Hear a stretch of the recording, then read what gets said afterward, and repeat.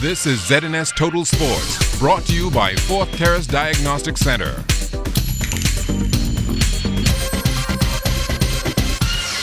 Welcome to sports, everybody. Earlier this week, Prime Minister Perry Christie announced that if there are no more unforeseen circumstances, all the big sporting events the Bahamas has been selected to host in 2017 will come off, and this is a big relief for executives of the Commonwealth Youth Games. That is a big thing for this disaster time, and this time for the leader of the country assured us that, look here, sports will continue on. I was happy today to pass the word on to members from the Commonwealth countries to let them know that, hey, the Bahamas going to still rock and roll next year with the 5th Commonwealth Games. You know, we had people already call us who had reservation booked to be here on the 12th of July next year.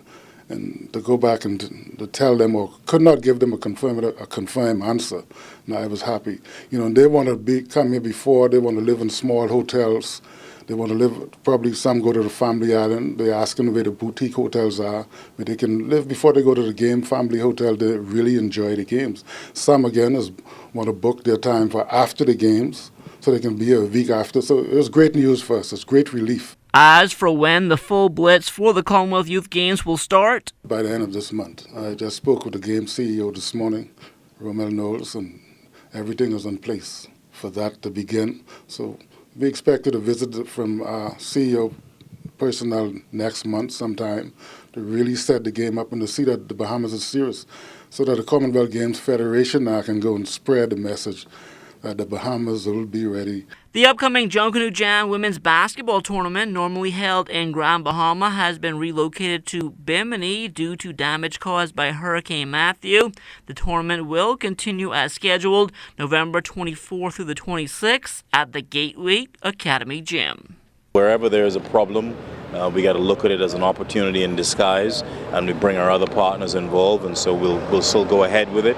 We might make adjustments to the scale and size, tempo and texture, but everything we have planned we're going to try and push on with, because people are coming to visit. That's how we create our revenue in this country, and in restoring, rebuilding, recovering, reconstruction, we all got to get back to work. Despite setbacks brought on by Hurricane Matthew, Sports Minister Dr. Daniel Johnson says they will continue along with facility upgrades on the Family Islands, and that includes a track for Moore's Island Abaco. We hope for end of year that the Prime Minister will be in a position to make an announcement on that. We'll see some stuff going in the Abacos because we know that youth sports and cultural activities, we're trying to blend them in so every family island has its own thing that they can bring to the national table. Buddy Hield and the New Orleans Pelicans close out preseason action tonight in Orlando against the Magic. From there, it's on to the regular season opener next Wednesday at home against Denver. Bahamas basketball legend Lyndon Rose shared his expectations for Buddy in his rookie season. He's going to have fun. And I would say what his coach said, Alvin Gentry said, he'll have some good days, he'll have some bad days. But his goal this year is to get better. I think he'll be one of the top rookies in the league because he'll have a chance to play. I mean, if you go to a championship team, you don't get an opportunity to play because a lot of guys are ahead of you. I saw him when they played the Rockets in Shanghai, and I saw him when they played the Rockets in Beijing. He's a hard worker.